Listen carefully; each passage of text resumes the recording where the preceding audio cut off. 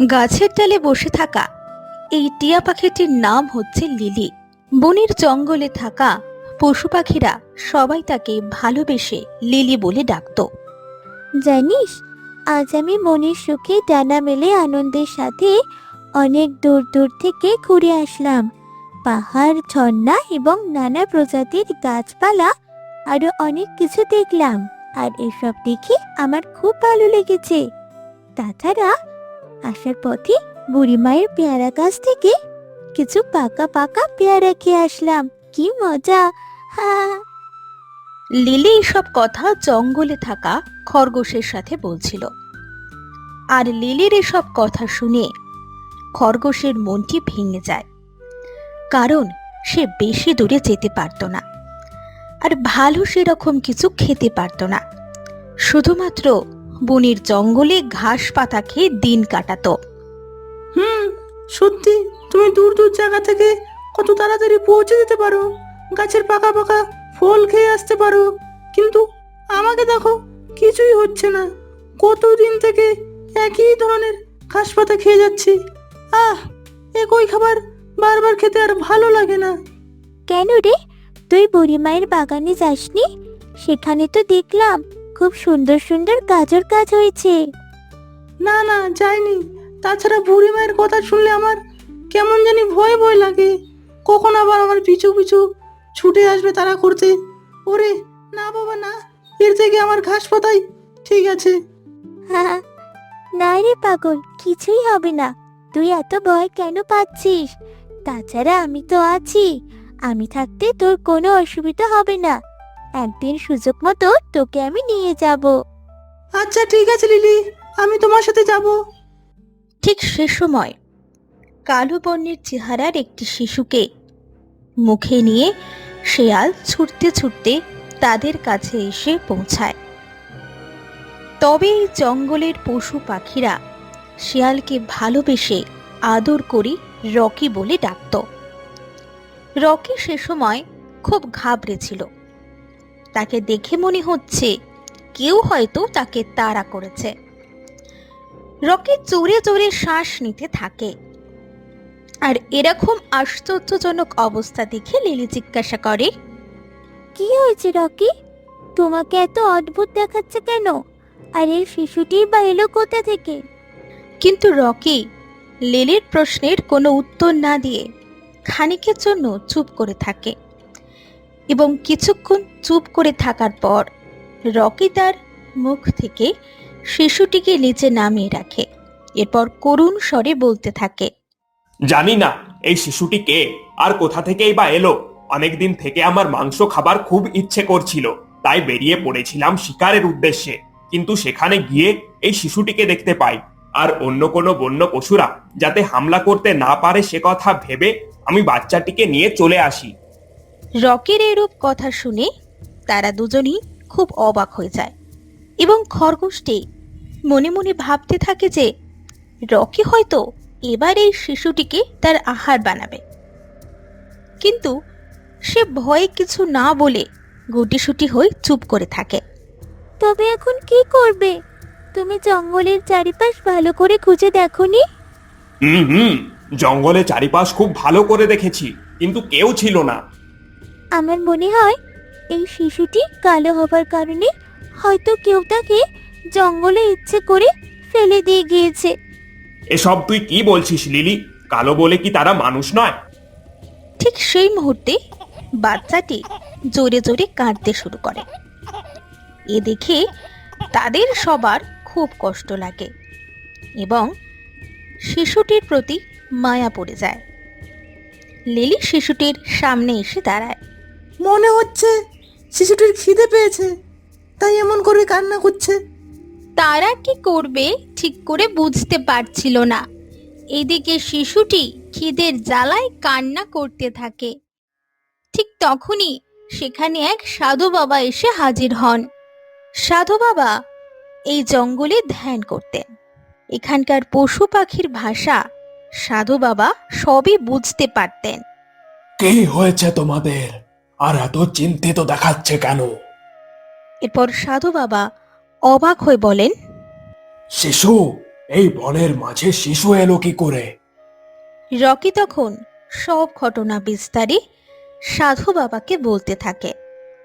সে কিভাবে এই শিশুকে জঙ্গল থেকে পেল। আর এসব কথা শোনার পর সাধু বাবা একটু হালকা হেসে রকিকে বলে ওঠে, তুমি চাইলে এই শিশুকে নিজের আহার করতে পারতে, কিন্তু তুমি তা করনি। বরং শিশুটির প্রাণ বাঁচানোর চেষ্টা করেছো। বন্য পশু হওয়া সত্ত্বেও তোমার ভেতরে যে উদারতা রয়েছে তা দেখে আমি খুব খুশি হয়েছি। সাধু বাবা শিশুটিকে খুব ভালো করে দেখে। শিশুটির চোখ দুটো ছিল মায়াবী হরিণের মতো। মাথার চুলগুলো ছিল ঠিক যেন সমুদ্রের ঢেউয়ের মতো। কপালের এক পাশে রয়েছে জন্মদাগ।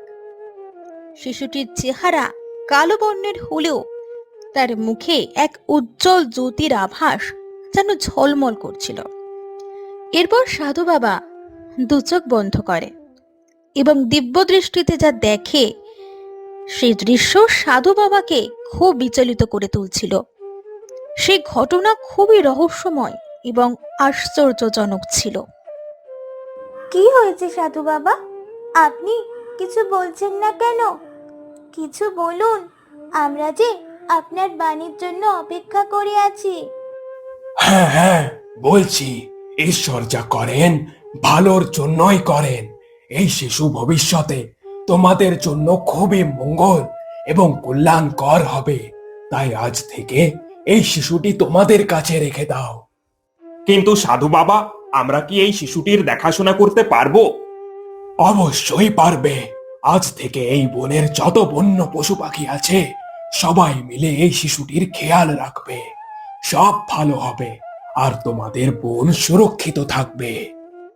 এইটুকু কথা বলে সাধু বাবা সেখান থেকে উধাও হয়ে যান। এরপর থেকে রকি, লিলি এবং তারা সবাই শিশুটিকে খুব ভালোবাসতো আর এক বন্ধুর মতো যত্ন নেয়। আর তারা সবাই আদর করে শিশুটির একটি নতুন নাম দেয়, যার নাম শ্রাবণী। এভাবে দেখতে দেখতে বেশ কয়েক বছর কেটে যায়।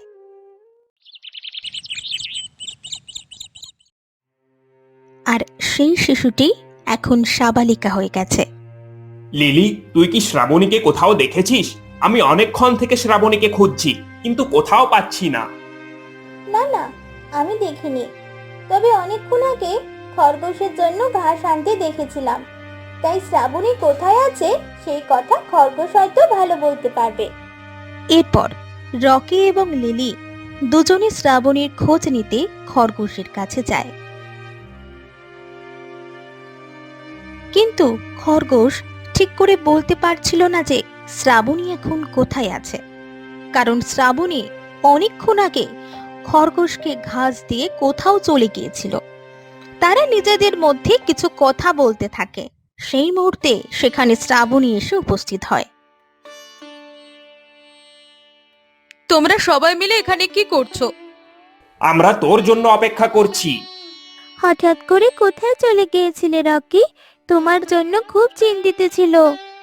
জঙ্গলের মাঝে এক বয়স্ক বৃদ্ধ মহিলা এসেছিল কিছু জ্বালানি সংগ্রহ করতে, কিন্তু তিনি খুব অসুস্থ ছিলেন। তাই জ্বালানি নিয়ে কিছুতেই চলতে পারছিল না, আর হাত পা প্রচন্ড তার কাঁপছিল। এ দেখতে পেয়ে আমার খুব খারাপ লাগলো। তাই সেই জ্বালানিগুলো আমি বৃদ্ধা মহিলার বাড়ি পৌঁছে দিয়ে আসলাম। শ্রাবণী একটি আচমকা তীর ছোড়ার মতো আওয়াজ শুনতে পায়। তাড়াতাড়ি তোমরা এখান থেকে পালাও। কেন রে, কি হয়েছে? শ্রাবণী খুব ঘাবড়ে যাচ্ছিল, কারণ কেউ হয়তো এই বনের মধ্যে শিকারের উদ্দেশ্যে আসছে। এখন এত কিছু বলার সময় নেই, শুধু একটা কথাই বলি তোমাদের, যদি কিছু হয়ে যায় আমি সহ্য করতে পারবো না, কারণ এই দুনিয়াতে তোমরা ছাড়া আমার আপনজন বলতে আর কেউ নেই। এরপর রকি, লিলি এবং খরগোশ তারা সবাই একে একে সেখান থেকে চলে যায়, আর শ্রাবণী সেখানে দাঁড়িয়েছিল।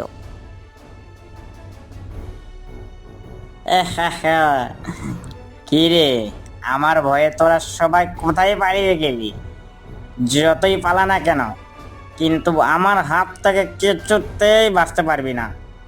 আজ তোদের আমি শিকার করে তারপরে রাজদরবারে ফিরব। এই ব্যক্তি হচ্ছে নন্দনপুর রাজ্যের মন্ত্রী। আপনি অকারণে কেন বনের পশু পাখিকে হত্যা করছেন? আমাদের নন্দনপুর রাজ্যের রাজকুমারী নন্দিনী শিকারের উদ্দেশ্যে আমাকে পাঠিয়েছে। যে করেই হোক আজ আমাকে একটি ভালো শিকার করতে হবে, তা না হলে আর রক্ষে থাকবে না। কিন্তু এই অন্যায় অপরাধ। আমি বেঁচে থাকতে এই জঙ্গলের কোনো পশু পাখির ক্ষতি হতে দেব না। আমার সামনে থেকে সরে যাও, অযথা ঝামেলা করো না। রাজকুমারী নন্দিনী জানতে পারলে এর ফল কিন্তু ভালো হবে না। কিন্তু শ্রাবণী কোনো কথাই শোনে না। তার মনের ভেতর তখন একটা কথাই চলছিল, এই বনের সকল পশু পাখি তার পরিবারের মতো। সে বারবার মন্ত্রীকে বাধা দেয়, আর মন্ত্রী সেখান থেকে রেগে রাজ দরবারে চলে আসে। এসব কি বলছেন মন্ত্রী? এক সাধারণ মেয়ে আপনার কাছে বাধা দিয়েছে? হ্যাঁ রাজকুমারী। আপনি আমার কথা একবারও বলেননি? বলেছিলাম রাজকুমারী, কিন্তু সে আমার কোনো কথাই শুনেনি। কি? তার এত বড় আস্পর্ধা যে আমার সাথে দ্বন্দ্ব করতে চায়? কালো বর্ণের চেহারার একটি মেয়ে, নাম তার শ্রাবণী। শুনেছি মেয়েটা নাকি সেই জঙ্গলেই থাকে। আপনাকে আর সেখানে যেতে হবে না, কারণ এরপর থেকে আমি শিকারের উদ্দেশ্যে বের হব। দেখতে দেখতে এভাবে বেশ কিছুদিন কেটে যায়। একদিন রাজকুমারী নন্দিনী সে জঙ্গলে এসে পৌঁছায় এবং শ্রাবণীর সাথে দেখা হয়। মন্ত্রীর কথার সাথে এই মেয়েটির অনেক মিল পাওয়া যায়, তাই রাজকুমারী নন্দিনী সোজাসুজি শ্রাবণীকে বলে, ও, তুমি তবে সেই মেয়ে যে আমার কাজে বাধা দিয়েছিলে? আপনি কে আর কোন কাজের কথাই বা বলছেন? আমি কিছু বুঝতে পারছি না। আমি হলাম নন্দনপুর রাজ্যের একমাত্র রাজকুমারী। কয়েকদিন আগে এই জঙ্গলে আমার রাজ্যের মন্ত্রী শিকারে এসেছিলেন, কিন্তু শুধুমাত্র তোমার জন্য সে খালি হাতে রাজ দরবারে ফিরে এসেছিলেন। এরপর শ্রাবণীর কাছে বিষয়টা স্পষ্ট হয়ে ওঠে। হ্যাঁ রাজকুমারী, আমি মন্ত্রী মশাইকে বাধা দিয়েছিলাম, কারণে অন্যায় পাপ ছিল। বিনা কারণে কোনো পশু পাখিকে হত্যা করা উচিত নয়। এই কথা শুনে রাজকুমারী নন্দিনী খুব রেগে যায়। রাজকুমারী নন্দিনী ছিল খুবই অহংকারী এবং নিষ্ঠুর প্রকৃতির। কি উচিত আর কি অনুচিত সেটা তোমার কাছে জানতে আসিনি। এরপর রাজকুমারী নন্দিনী শ্রাবণীর গায়ের কালো রং নিয়ে অনেক উপহাস করে, যা শ্রাবণীকে খুব কষ্ট দেয়। কিন্তু সে চুপ করে শুনতে থাকে এবং বেশ কিছুক্ষণ তাদের মধ্যে কথা চলতে থাকে। ঠিক সেই সময় খরগোশ ঘাস খেতে খেতে তাদের সামনে এসে পড়ে। বাবা, কি সুন্দর দেখতে! এই কথা বলা মাত্রই রাজকুমারী কোনো চিন্তা ভাবনা না করে জেদের বশে খরগোশকে নিশানা করে একটি তীর ছোড়ে, যার ফলে খরগোশটি মারা যায়। সবকিছু শ্রাবণীর সামনে ঘটে যায়, কিন্তু সে বুঝতে পারেনি যে রাজকুমারী এমনটি করবে। এই দৃশ্য শ্রাবণীর বুকের ভেতরটা নাড়িয়ে দিয়েছিল। সে খুব কষ্ট পেতে থাকে আর জোরে জোরে কাঁদতে শুরু করে। আর রাজকুমারী নন্দিনী মনে মনে ভাবতে থাকে সে হয়তো বড় একটা মহান কাজ করে ফেলেছে। আপনি কি করলেন রাজকুমার নন্দিনী? নিষ্পাপ পশুকে হত্যা করতে আপনার একটু খারাপ লাগেনি? শ্রাবণী খুব ভেঙে পড়ে। সে সেখানেই বসে পড়ে। আমার কাজে বাধা দিলে এমনটাই হবে। এই কথা বলে রাজকুমারী সেখান থেকে চলে যায়, আর শ্রাবণী সেখানে পড়ে পড়ে কাঁদতে থাকে। এবং শ্রাবণী কান্নার আওয়াজ পেয়ে লিলি রকি ছুটতে ছুটতে শ্রাবণীর কাছে আসে এবং এসে দেখতে পায় যে খরগোশটি মারা গেছে। এই দৃশ্য দেখে তাদের খুব খারাপ লাগে। এসব কি করে ঘটলো? এরপর শ্রাবণী সবকিছু তাদেরকে খুলে বলে, আর সেই সময় সেখানে সাধু বাবা এসে উপস্থিত হন। দেখুন সাধু বাবা, রাজকুমারী নন্দিনী কি অবস্থা করেছে। আমরা পশু বলে কি আমাদের জীবনের কোনো দাম নেই? অবশ্যই দাম আছে রাজকুমারী নন্দিনী, অহংকার এবং জেদের বশে এমন একটা ভুল কাজ করে ফেলেছে।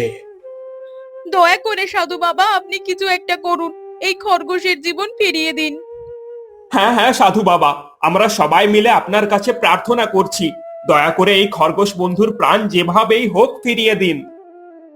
এরপর সাধু বাবা নিজের মনকে শান্ত করে এবং দু চোখ বন্ধ করে মন্ত্র পড়তে শুরু করে। ধীরে ধীরে মন্ত্রের প্রভাব প্রকৃতির মধ্যে ছড়িয়ে পড়ে। আর সেই সময় এমন এক অনুভূতি হচ্ছিল যে মনে হচ্ছে প্রকৃতির মধ্যে এক উজ্জ্বল আলো ঝলমল করছে। এরপর সাধু বাবা বনদেবীকে স্মরণ করে মন্ত্রপুত জল খরগোশের গায়ে ছিটিয়ে দেয়। এর ফলে খরগোশ আবার জীবিত হয়ে ওঠে, আর এ দেখে সবাই খুব খুশি হয়। হা হা হা হা, খরগোশ ভালো হয়ে গেছে। আপনাকে অনেক ধন্যবাদ সাধু বাবা। হ্যাঁ সাধু বাবা, আপনি আমাদের অনেক উপকার করলেন, একথা আমাদের সারা জীবন মনে থাকবে। আমরা আপনার কাছে চিরকৃতজ্ঞ হয়ে থাকব। এরপর সাধু বাবা তাদের সবাইকে আশীর্বাদ করে সেখান থেকে চলে যায়। অন্যদিকে রাজকুমারী নন্দিনী রাজমহলে ফিরে আসার পর থেকে তার কোনো কিছুই ভালো লাগছিল না। সে এক অস্বস্তিকরের মধ্যে ডুবে যায়, আর এ দেখে রাজা রাজকুমারীকে বলে, কি হয়েছে নন্দিনী, তোমাকে এত অস্থির দেখাচ্ছে কেন? জানি না বাবা আমার কি হয়েছে, তবে সেই বন থেকে ফিরে আসার পর থেকেই আমার কোনো কিছুতেই ভালো লাগছে না। ঠিকমতো খেতে পারছি না, ঘুমাতে পারছি না, সবকিছুর মধ্যে কেমন যেন এক অস্বস্তি বোধ হচ্ছে। এই ব্যাপার, আমি ভেবেছিলাম হয়তো রাজ্যে কোনো সমস্যা এসেছে, তাই নিয়ে তুমি হয়তো চিন্তিত আছো। ও কোনো ব্যাপার না, ধীরে ধীরে সব ঠিক হয়ে যাবে। কিন্তু কোনো কিছুই ঠিক হয় না, বরং রাজকুমারী নন্দিনী ধীরে ধীরে অসুস্থ হয়ে পড়ে। তার অবস্থা এতটাই খারাপ হয় যে রাজকুমারী বিছানা থেকে উঠতেই পারতেন না। একের পর এক বৈদ্য, কবিরাজ সবাই দেখে গেছে, কিন্তু কেউ ঠিক করে ধরতেই পারছে না যে কি রোগ হয়েছে। রাজকুমারী নন্দিনী খুব ভেঙে পড়ে এবং কষ্ট পেতে থাকে, আর এভাবেই চলে বেশ কিছুদিন। না না না, এভাবে বসে থাকলে আর চলবে না, যেভাবেই হোক আমাকে কিছু একটা করতেই হবে। শুনেছি উত্তরের সেই ঘন জঙ্গলে এক অলৌকিক সাধু বাবা থাকেন, তিনি অসম্ভবকে সম্ভব করে তুলতে পারেন। তবে তুমি বিলম্ব না করে সেখানেই যাও, দেখো যদি কোনো উপায় বের হয়। হ্যাঁ রানী, আমি এখনই যাচ্ছি। রাজকুমারীর এই অবস্থা আমি আর দেখতে পারছি না। এই কথা বলে রাজা সেখান থেকে চলে যায়, আর রানী রাজকুমারী পাশে বসে জোরে জোরে কাঁদতে থাকে আর বলে, জানি না কি পাপ করেছিলাম যে আমাকে এর জন্য এত কষ্ট জ্বালা সহ্য করতে হচ্ছে। হে ঈশ্বর, তুমি সবকিছু ঠিক করে দাও। এক সন্তানকে হারিয়ে ফেলেছি, আর এই সন্তানও যদি আমার কাছ থেকে চলে যায় তবে আমি কি নিয়ে থাকবো? রানী মুখ ফুসকে এই কথা বলে ফেলে। আর রাজকুমারী নন্দিনী এই কথা শুনতেই তার বুকের ভেতরটা কেঁপে ওঠে। মা মা, তুমি এইমাত্র যা বললে আমি কি ঠিক শুনলাম? না না, আমি কিছু বলিনি।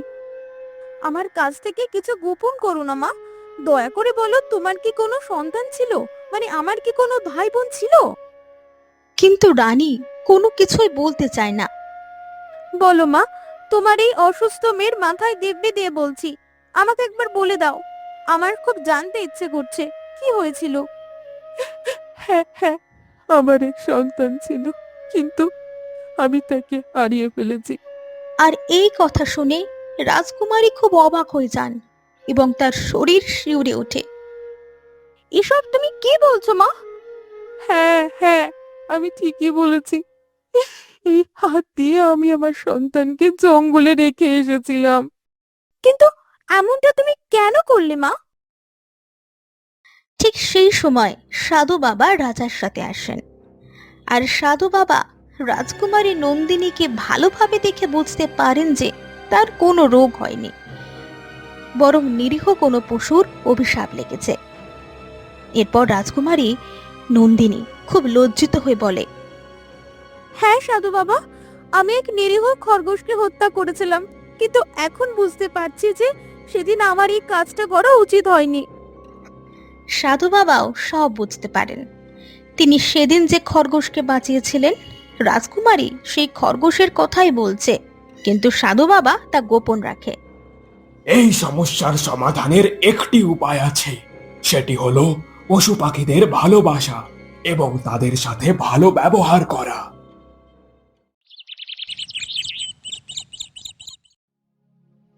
পরের দিন রাজকুমারী নন্দিনী অসুস্থ শরীর নিয়ে ঘোড়ার সাহায্যে জঙ্গলে এসে পৌঁছায়। কিন্তু আজকে রাজকুমারীর সব কিছু অন্যরকম লাগছিল। সে একটু একটু করে সামনের দিকে এগোতে থাকে, আর কিছু দূর যেতেই রাজকুমারী দেখে একটি শিয়াল মাটিতে পড়ে রয়েছে এবং জলের জন্য ছটফট করছে। আর এই দেখে রাজকুমারীর খুব খারাপ লাগে। ইস, শিয়ালটা হয়তো জলের জন্য এমন করছে, আমাকে এক্ষুনি জল দিয়ে আসতে হবে। এরপর রাজকুমারী রকিকে জল পান করায় এবং রকি উঠে দাঁড়ায়। আর সেই মুহূর্তে লিলি একটি গাছের ডালে এসে বসে। এই দেখে রাজকুমারী নন্দিনী খুব খুশি হয়। এইভাবে ধীরে ধীরে রাজকুমারীর মনে পশু পাখিদের জন্য ভালোবাসা তৈরি হয় এবং শ্রাবণী তার সামনে এসে পড়ে। তুমি সেদিন ঠিকই বলেছিলে শ্রাবণী, কিন্তু আমি অজ্ঞানতার বশে সেই নিরীহ খরগোশকে হত্যা করেছিলাম। এই কাজের জন্য আমি খুব লজ্জিত। তোমার কাছে ক্ষমা চাইতে এসেছি আমি। এই কথা শুনে শ্রাবণী কিছু অবাক হয়ে যায়। আপনি নিজের ভুল বুঝতে পেরেছেন, এই কথা শুনে আমার খুব ভালো লাগলো। তবে ক্ষমা চাইতে হলে আমার কাছে নয়, বরং প্রকৃতির মাঝে থাকা পশু পাখিদের কাছে চান। এরপর রাজকুমারী নন্দিনী ক্ষমা চায় এবং পশু পাখিদের সাথে ভালো ব্যবহার করে। ঠিক সেই সময় খরগোশ ছুটতে ছুটতে রাজকুমারীর সামনে এসে দাঁড়ায়। আর এই দৃশ্য দেখে রাজকুমারী খুব আশ্চর্য হয়ে বলে, আমি কি দেখছি? খরগোশ? খরগোশ এলো কোথা থেকে? এরপর শ্রাবণী একটু হালকা হেসে সব ঘটনা বিস্তারে রাজকুমারীকে বলে। আর এসব শুনে রাজকুমারী খুব খুশি হন এবং ধীরে ধীরে রাজকুমারী নন্দিনী আগের মতো সুস্থ হয়ে ওঠে।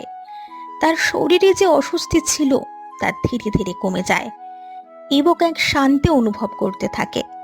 ঠিক সেই সময় মন্ত্রী এসে বলে, মহারাজ আমাকে পাঠালো আপনাকে নিয়ে যাওয়ার জন্য রাজকুমারী। হ্যাঁ হ্যাঁ, চলুন মন্ত্রী, মা বাবা হয়তো আমার জন্য খুব চিন্তা করছে।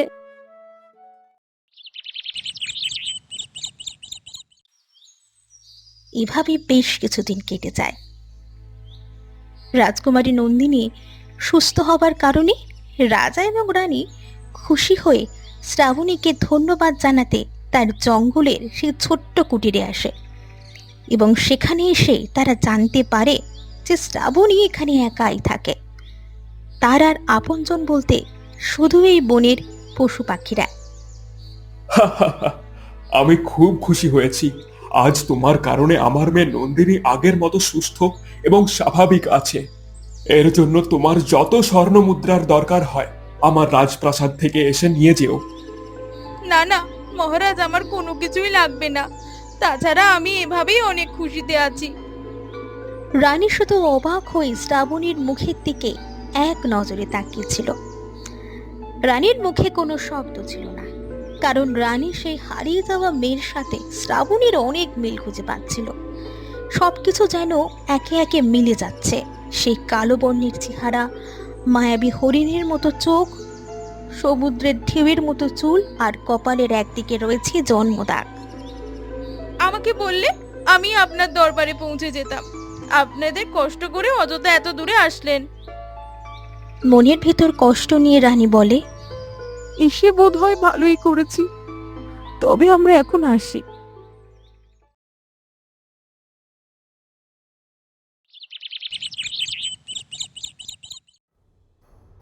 শ্রাবণীকে দেখে আসার পর থেকে রানী রাতে ঘুমাতে পারছিল না। বারে বারে শ্রাবণীর মুখটা ভেসে উঠছিল। শ্রাবণী কি তবে আমার মেয়ে? না না, আমি এসব কি ভাবছি, কারণ এ কখনো হতে পারে না।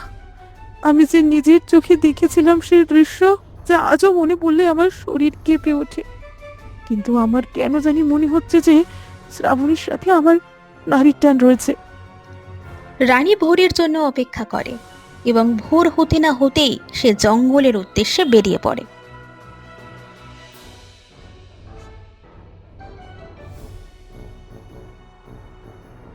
এই সেই জায়গা, সেখানে শত্রুপক্ষরা আমাদের হামলা করেছিল। হে বনদেবী, দয়া করে আমাকে সাহায্য করুন। আমার মনের ভেতর যে প্রশ্ন চলছে তার সমাধানের পথ দেখান। ঠিক সেই মুহূর্তে উজ্জ্বল এক আলোর জ্যোতির মাধ্যমে সেখানে সাধু বাবা এসে উপস্থিত হন। বলুন রানী, আপনি কি জানতে চান? প্রকৃতির দেবী আজ আপনার উত্তর দেওয়ার জন্য আমাকে পাঠিয়েছে। আজ থেকে অনেক বছর আগে এই জঙ্গলের মাঝপথ দিয়ে আমি এবং মহারাজ আমাদের সন্তানকে রথে করে রওনা দিয়েছিলাম। ঠিক সেই মুহূর্তে অন্য রাজ্যের এক শত্রু দল আমাদের উপর হামলা চালায় এবং আমার সন্তানকে হত্যা করার চেষ্টা করে। তখন দিশেহারা হয়ে সেই শত্রুপক্ষের হাত থেকে আমার সন্তানকে বাঁচানোর জন্য আমি জঙ্গলের মধ্যে এক গুপ্ত স্থানে রেখে দিই। কিন্তু কিছুক্ষণ পর এসে দেখি সেই স্থানে আমার সন্তান নেই। আপনার অনুভূতি একদমই ঠিক, কারণ একজন মাই পারে তার সন্তানকে খুঁজে নিতে। আমি কিছু বুঝতে পারছি না, আপনি সব কি বলছেন? আর কিছুক্ষণ পরে আপনার কাছে সবকিছু স্পষ্ট হয়ে উঠবে। তবে আমাকে একটু সময় দিন, আর কিছুক্ষণের মধ্যেই আমি রাজ দরবারে হাজির হব। এই কথা বলে সাধু বাবা সেখান থেকে অন্তর্ধান হয়ে যান। রানী রাজ দরবারে সাধু বাবার জন্য অপেক্ষা করতে থাকে। পাশে থাকে রাজকুমারী এবং রাজা। সাধু বাবা শ্রাবণীকে নিয়ে রাজ দরবারে আসে। রানী, সেদিন বন্য পশু পাখি আপনার সন্তানকে আহার বানায়নি, বরং যত্ন সহকারে তার খেয়াল রেখেছে এবং সময়ের সাথে সাথে সে প্রকৃতির মাঝে বেড়ে উঠেছে। অর্থাৎ আপনার সেই সন্তানই হলো শ্রাবণী। এই কথা শুনে সকলেই খুব অবাক হয়ে যায়। এসব আপনি কি বলছেন সাধু বাবা? হ্যাঁ রে মা, আমি যা বলছি সব সত্যি বলছি। এরপর সাধু বাবা শ্রাবণীকে তার শিশুকালের ঘটনা খুলে বলে। ঠিক সে সময় সেখানে রকি এসে হাজির হয়। হ্যাঁ হ্যাঁ, আমি সেদিন এই পশুটাকে দেখেছিলাম। এরপর রকি সবকিছু বলে যে সেদিন কি হয়েছিল। হ্যাঁ হ্যাঁ, নিঃসন্দেহে শ্রাবণী আমাদের সেই মেয়ে। আমরা ভেবেছিলাম আমাদের সন্তানকে হয়তো সেই পশু হত্যা করেছে, কিন্তু আমাদের তা ভুল ধারণা ছিল। এমনটা কিছুই হয়নি। হ্যাঁ গো, বনের দেবী আমাদের প্রতি দয়া করেছে এবং আমাদের কথা রেখেছে। এর মানে শ্রাবণী আমার দিদি। হ্যাঁ, শ্রাবণী তোর বড় দিদি। আমাকে ক্ষমা করো দিদি, অজান্তে আমি তোমার মনে অনেক কষ্ট দিয়েছি। না না, আমি কিছু মনে করিনি বোন, কিন্তু আমি যে এই রাজবাড়িতে থাকতে পারবো না, কারণ এখানে থাকলে আমার সেই বনের পশু পাখিদের ক্ষতি হতে পারে। না না, ও নিয়ে তুমি কোনো চিন্তা করো না, কারণ এরপর থেকে ওই বনে কেউ শিকার করতে যাবে না। আমাদের নিয়ে কোনো চিন্তা করিস না, আমরা সবাই ভালো থাকবো। আর তুই এখানে থাকলে আমাদেরও খুব ভালো লাগবে। তবে মাঝে মধ্যে আমাদের সাথে একটু দেখা করতে যাস। অবশ্যই যাব। তাছাড়া আমার হৃদয়ের মাঝে তোমরা সব সময় থাকবে। আর তোমাদের খাবারের জন্য এদিক সেদিক ঘুরে বেড়াতে হবে না, কারণ এই রাজ দরবার থেকে প্রতিদিন সেই বনে নানান ফল এবং অনেক খাবার যাবে। তারা সকলে খুব খুশি ছিলেন। রকি জঙ্গলে ফিরে আসে। এরপর রকি সব ঘটনা লিলি এবং খরগোশকে বলতে থাকে। শ্রাবণী তার নিজের পরিচয় খুঁজে পেয়েছে। এই জানতে পেরে তারা সকলে খুব খুশি হয় এবং আনন্দের সাথে একসাথে বনের মধ্যে থাকতে লাগে।